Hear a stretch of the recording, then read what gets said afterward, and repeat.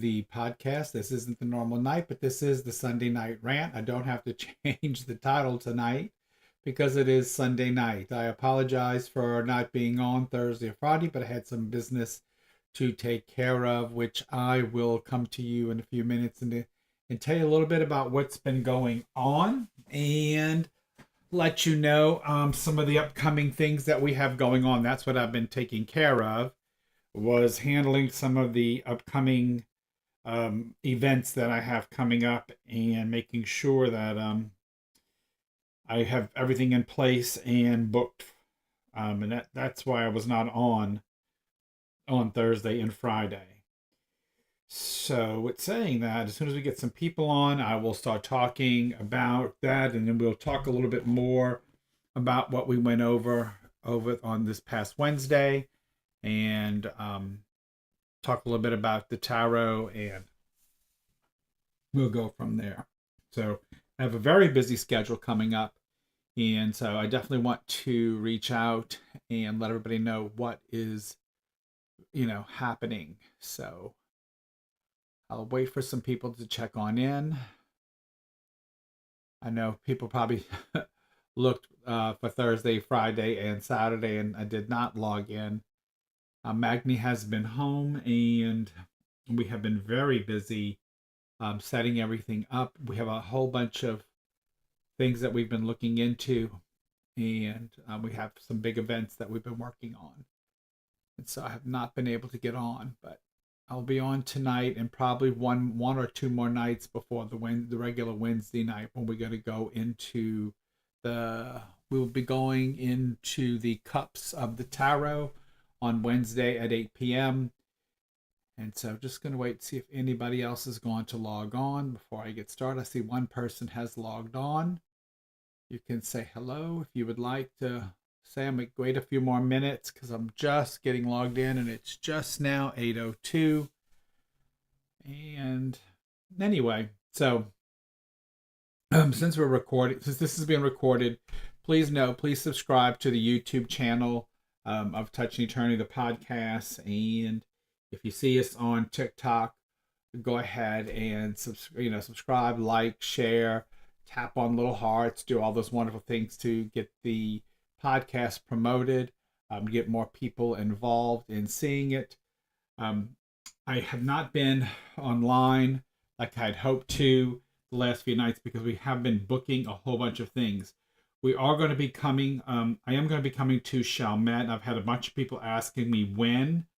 I will be in Chalmette the weekend of March the 28th, 29th, the 30th. It's looking like the 30th. That is when Trini will be in town, and we will be doing something together. Until then, we are not. Trini will be in town in February around the 21st and 22nd. I will not be here. I will be in Tulsa, Oklahoma, working an event there.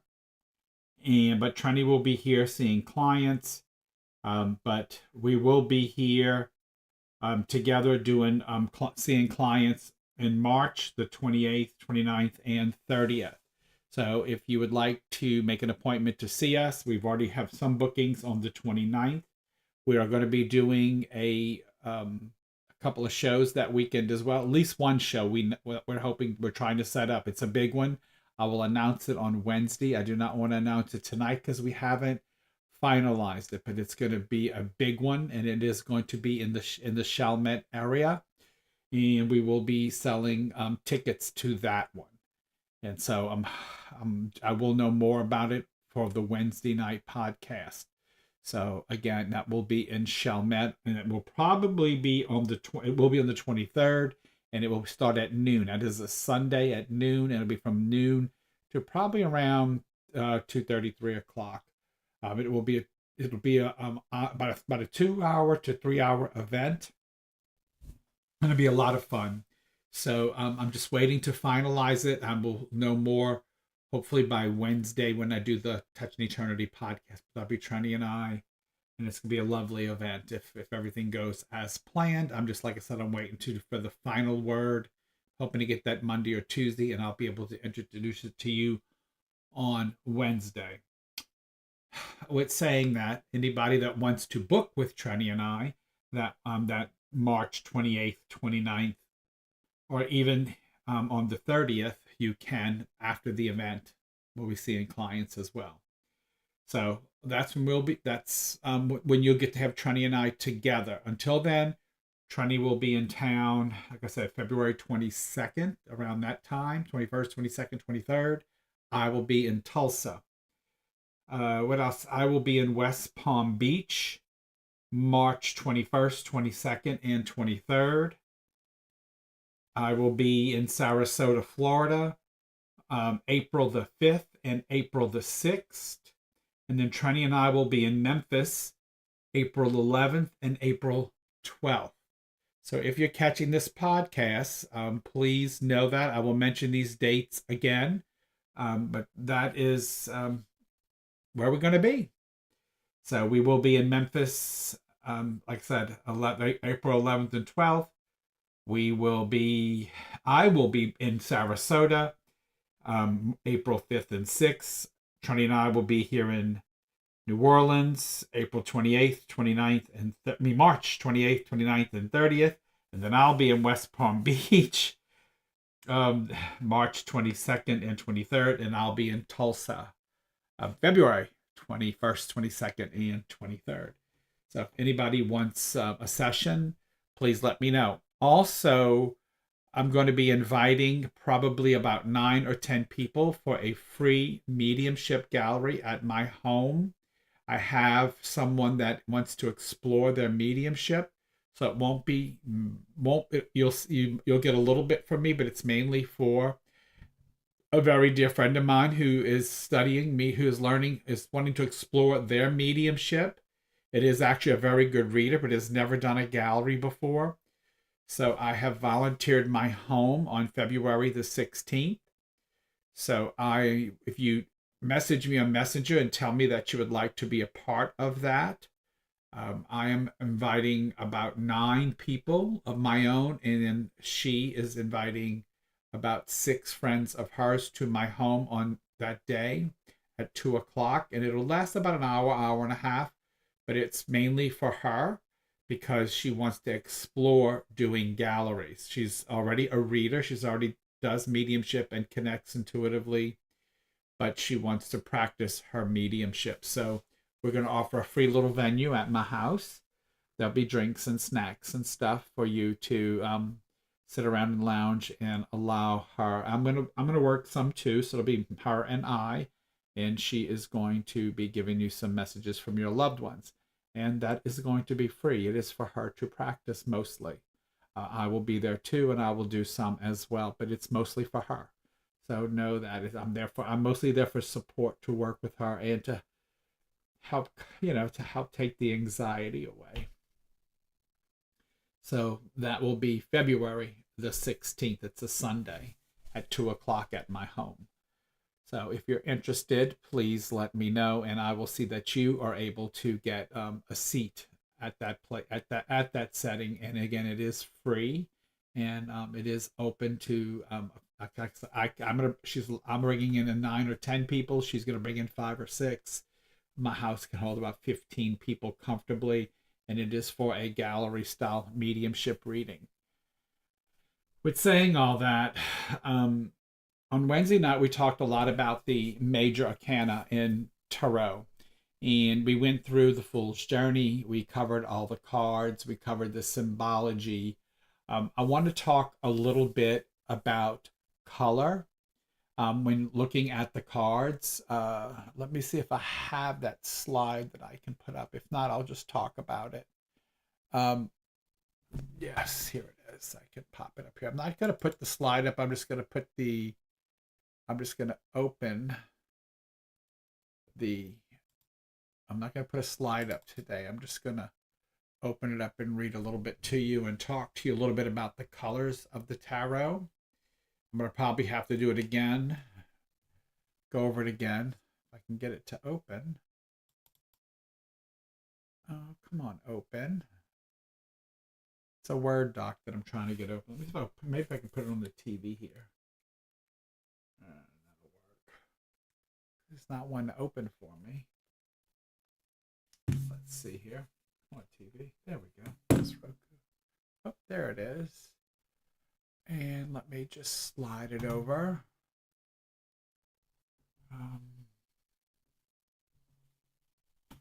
Let me get it over here so I can see it.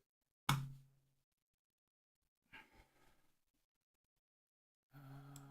we are. Boom.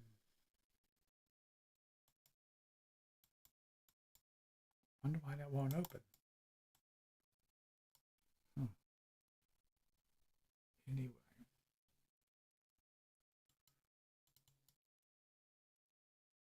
Let's I get it to open here.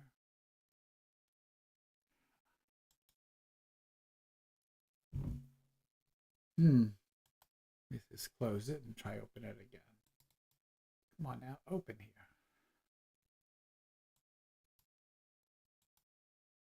Might have to get Magni to come in probably. Oh, no, yeah, maybe. I'll have to get Magni to come in and get him to pull it over. Can you get this to come up on the screen for me? It's right here. It's probably on this one over here. Okay. I tried to go to it. And I tried to move it, and I tried to go. No, it's here, and I tried to slot it over there. Oh, there it is. Okay. He did it. Of course he did.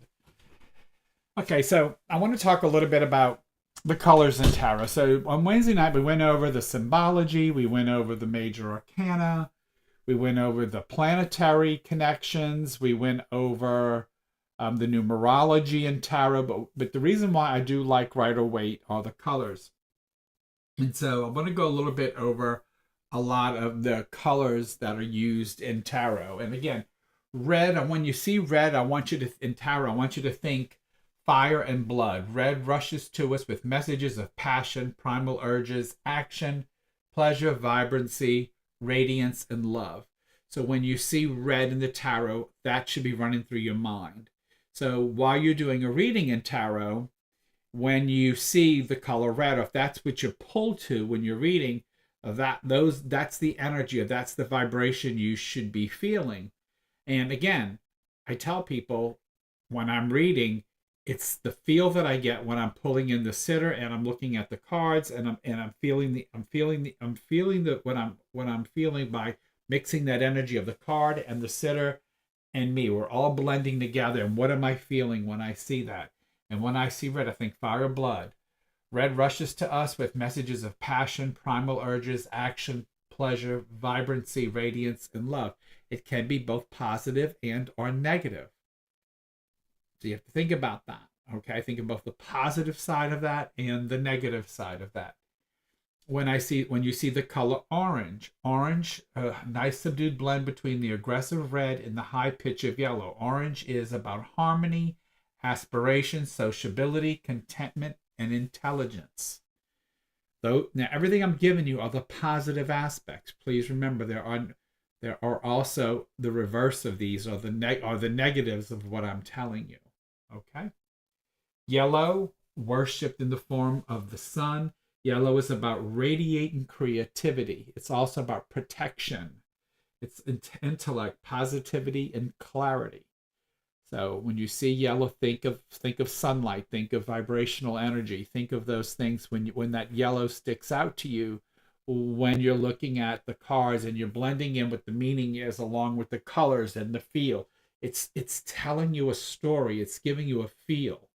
And that's how you're developing that, especially when you're doing intuitive tarot. You're really developing a feel as you're looking at the colors and you're looking at the numerology and the pictures, and you're just allowing the cards to tell you a story. Green is the fresh start of spring, brings oceans of green, and with it comes attributes of youth, sentimentality, nature, adventure, growth, and health. Green is also the color of nursing. Green is the color of good health. Green is nurturing. Green is value, brings value to things as well. Blue, look to the sky for the meanings of blue. Open spaces, freedom, imagination, expansiveness, inspiration, sensitivity. Depending on the shades of blue. Looks, those give you depths. Think of depths. When you see shades of colors, think of depths, because there'll be different shades in some of the colors as well. Indigo. It's similar to the attributes of blue, but indigo's energies runs very deep. Consider the unknown depths of the sea, along with the emotion, strength, fluidity, persuasiveness, expressiveness, and pervasiveness. Almost couldn't get that one out there. All right, let's see here. Gotta pop it up some. Violet. Violet, the hue of fragile flowers and sleepy sunsets. Violet reminds us of spirituality, communion, grandeur, high ideals, devotion, and peace. Brown, anybody who has squished their toes through the rich, moist earth has got brown down its groundedness, earthiness, tangible, practical, stable, nurturing, and solid. Grays, when the fog rolls in and we're surrounded with the haze of gray, we understand its message of uncertainty, neutrality, mystery, intensity, and austerity. Black. Black is required for all other colors to have depth and variation of hue. It's a forceful feature and represents formality, dignity, force, convention, stability, and zero tolerance. White contemplates the brilliance of a new white snow and how it pulls a blanket of peace over everything it touches. White stands for peace, cleansing, illumination, purity, innocence, and the highest kind of understanding. And those are the basic colors that are used in the tarot cards. But again, every card has both positive and negative, and those meanings are blended with the feel that you are getting. With with those things are blended with the feel that you are getting when you're reading, and when you're focusing on that symbol. What is the color of that symbol? What are the colors around it? What is it making you feel? And I tell people, especially when you do, like I said, when you do an intuitive tarot, I definitely tell people to get that feel from it. What else can I'm going to go through the symbols on Wednesday night. And I'm already done the numerology for you. Let's talk a little bit about. Maybe I can do this a little bit. Here's a little. So let's talk about the four elements in metaphysics and the esoteric. So fire is energy and action. It's passion, drive, and ambition. An active element. It can cause permanent change. It is expansive, can be aggressive, is proactive, and undeterred. Water is seen as the emotions. Let's go back to fire. Let's stay with fire for a minute. So what suit is for fire? So there are four suits. So in the minor, which we're going to be going into, the fire suit is the wands, and so it is energy and action. It's passion driven and ambition. An active element. It can permanent change. It's expansive, can be aggressive. It's proactive and undeterred. Water is the cups. It is seen as the emotions, your feelings, your intuition. Considered passive, water can be deep or shallow, like the ocean, or responsive to the moon. Your tears can rise and fall out of control. Your emotions flood. Air are the swords. Air is seen as the intellect, the logic, and the reasoning. An active element. Air circulates, so cleanses. It carries your thoughts and dreams. Is also expansive when hot and is said to be expressive. Your mind or thoughts can be seen as clear or clouded. Speech requires breath, which requires air. But also, just as it is expansive, when it's hot, when it's cold, it's restrict. It's firm. It can almost cut like a knife.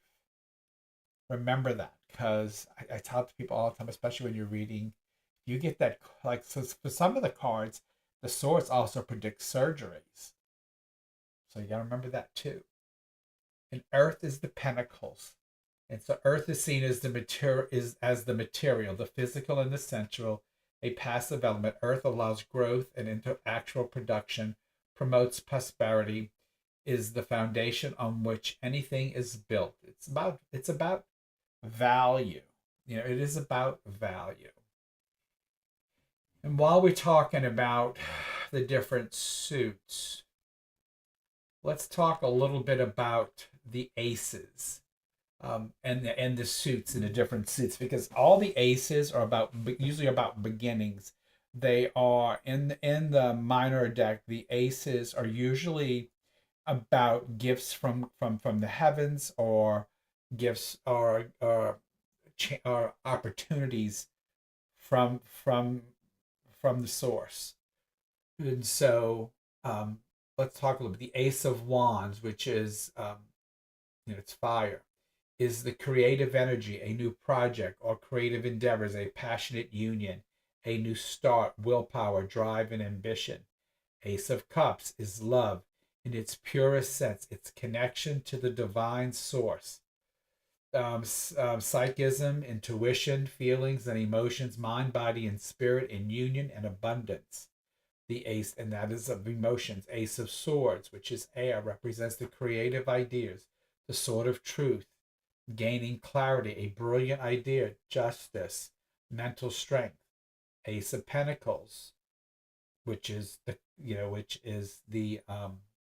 coins or earth sign, represents the beginning stages of something tangible, prosperity, growth, material abundance, new enterprise, improving finances or wealth, a solid, fruitful foundation.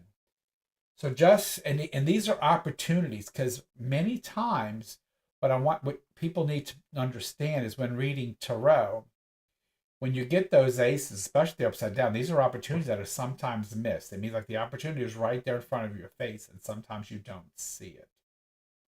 Especially with the Ace of Cups. I mean, that's about new relationship. I tell women a lot of times, if you never leave the house, or you never go searching, or I don't want to use the word search, if you never become aware of your surroundings, because I don't think you should search for romance, because then you always maybe look for something and you don't always know what you're looking for. So I always say, if you never are aware of your surroundings and are open to receiving love or receiving kindness, then you may never meet someone that deserves you.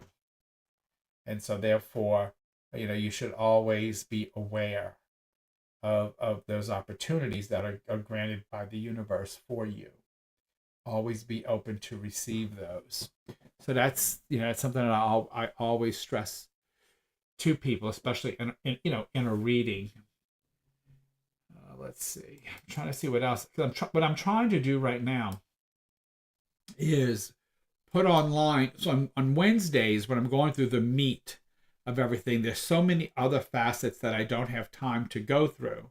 So on these off days, I'm trying to share with you little insights about tarot that to help you along the way when you get to the Wednesday. And all these things are online, so you can always go to YouTube, and they're saved on YouTube on my lives, and you can go there and you can look watch these, and they're absolutely free for you.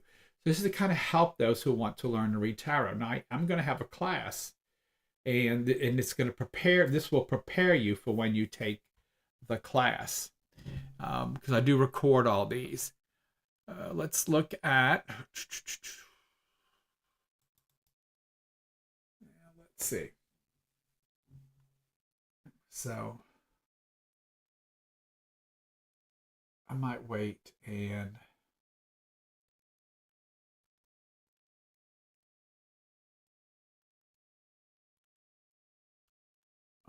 no, I guess I could talk about this stuff. So when we were doing the major arcana, I went through a lot of planetary stuff. Like each card had certain planets or constellations that each card represented. Because sometimes it was a planet, but then sometimes it was a constellation, which is a group of stars that would have, would have been what that card represents. So, a little brief introduction to the astrology of tarot. So, we'll start with the sun. The sun tells us of the actual core of a person, the inner self, of which is of central concern. It also shows us the general vitality and the ability to assert oneself. It describes a general tone of being which colors everything else of everything else. So a sign it's equivalent to is Leo. And again, here it tells you its diameter, it tells you the Earth's orbit for the sun, and then it tells you the Earth's, well, it's 365.25 days when this is written. The moon represents our feelings and emotions, the receptivity, imagination, and basic feeling tones of a person. It also has an effect of the sense of rhythm, time, and timing. It influences our ability to change our mobility and versatility. Its sign is equivalent to Cancer. And again, Mercury. I'm not going to get into the orbit and all that when you take the class. When you take the class, you're going to get a copy of all this. But it's just some points I'm just pointing out now, so that on Wednesday we can stay to the meat and potatoes. Mercury represents reasonableness, which is common sense, that which is rational. It stands for the spoken and written word, putting things in order, weighing and evaluating, the process of learning and skills. Its sign equivalents to Gemini and Virgo.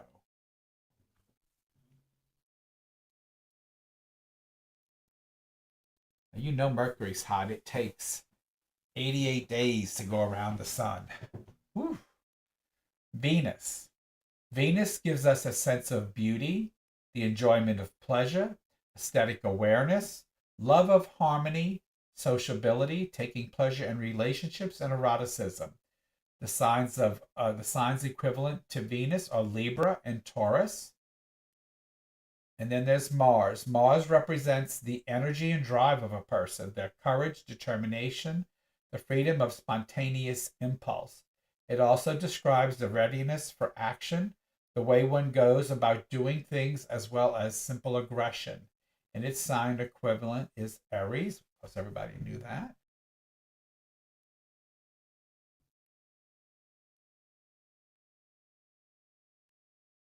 Jupiter, the search for individual meaning and purpose, optimism, hope, a sense of justice are represented by Jupiter. So, all faith, a basic philosophy of life, the striving for spiritual growth and expansion. Its sign equivalence is Sagittarius. Saturn. Saturn shows how we experience reality, where we meet with resistance and discover our limitations. It represents the conscious and moral conviction, the laws and rules which we choose to obey. It also tells us about our powers of endurance and the ability to concentrate. It lends qualities like earnestness, caution, and reserve. Its sign equivalent is Capricorn. Now, most people know in astrology there's a thing called Saturn return, and that is your karma year. Your karma year is when you go through a period of your Saturn return. And depending on what house it's in, it's where you usually learn your lessons in life. So that's really, really important. Then there's Uranus, which stands for intuition. It transmits sudden inspiration and enlightening insights, an openness for all that is new, unknown, and unusual. A sort of wrong-headed contrariness is also associated with this planet. It is said to be characteristic of astrology as such. Its equivalent is Aquarius. That is not surprising. Neptune, this planet gives us the supersensory. It opens doors to the mystical experience and the transcendental. On this level, it is hard to discern where perception moves into deception, illusion, and false appearances. And so Neptune is associated with all of these, with drugs of all kinds of pseudo realities. Its sign equivalent is Pisces. Pluto describes how we deal with power and personal and non-personal, be it through suffering, the power of others, or exercising it ourselves. It describes how we meet the demonic and magical, our regenerative powers, and our capacity for radical change and rebirth. the cycles of dying and becoming. Its sign is equivalent to Scorpio. So that's a little bit of the astrology in tarot. And tonight I'm going to stop there, so I'll have some stuff to go over on the other nights. And so just wanted to brief on some of those. And so once again, but anyway, I just wanted to do a few things tonight for people because I had not been on the past nights. I see there's not a whole bunch on tonight. I am not going to stay on for a long time tonight. I am going to do a few more of these tomorrow night or Tuesday night because I'm trying to do the side pieces and then do the main pieces on the Wednesdays. And so this is just so people can stay caught up and give them more so that when they take the class, they will be fully rounded in the class. Again, if you've missed anything, hey, Mary, if you've missed anything, with the class, you can, these are all live on YouTube. Please subscribe if you go to the YouTube channel. Again, on February 15th is going to be the grief group. Please go to my website, sid-patrick.com, to join the grief group. You can also check in my bio or on my Facebook link, on my Facebook page, and you will see a link tree there that will take you to my website. There is a grief group thing there. You can click on that, and it will take you right there to purchase your entry to the grief group. It is $20, but that we always spend that on either the activities or the food. It will be a light lunch at my home. It may be pizza. It'll be drinks and probably some kind of food or something that I will spend for everybody that comes. Because this class on this grief group is going to be the initial that we had last year when we first started. So I will be going over like the definitions of grief. I'll be going over Elizabeth Kubler-Ross's, stages of grief, explaining about how grief works, and then we'll start showing you how to start recognizing the signs and giving you ways to work through grief. And so I was asked to do this class again since we started a new year. So that's what I will be doing on this February grief group. Last month was a gallery, which was just me connecting for everybody. This month is going to be the actual first class that we did when we started the grief group, because we got some new people in the grief group who did not get to experience that, and they've asked that I redo that because it was a very, very important piece where we talked about this, like I said, the stages of grief, and we talked about what grief was. We got to talk about our own grief. We got to talk about the grief journey. We got to talk about the things to do to help alleviate grief and the purpose of the grief group, which is us being able to move forward in our lives. So again, that is posted on my website. You can go there, and hopefully soon on Wednesday, I'm hoping to have the big event that Trini and I are doing at the end of May. The end of March on the website as well. But like I said, I'm not going to stay on long because I only have like one or two people on tonight.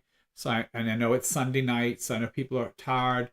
I'm not going to stay on long, but I will try to come on again tomorrow and or Tuesday and talk a little bit more about the tarot, because I'm trying to get you guys where we can cut this down to just 4 weeks of this, because this is a long class.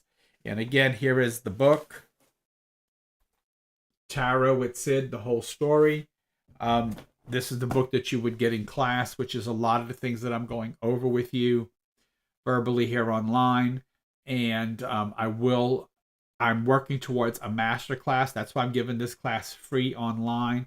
Before, this was like a 7-day course, or a week-long course, a few hours every night, and it was a lot. So I'm just taking my time, giving it to because I want to move to a more advanced class. So if you want to learn how to read tarot, this is where you want to be. All right, folks. I will see you tomorrow night. I want to thank you for joining me, and we will go over some more stuff tomorrow night. And then we will, on Wednesday, we're going to go over the cups in the minor arcana deck. I will talk to you later. Bye.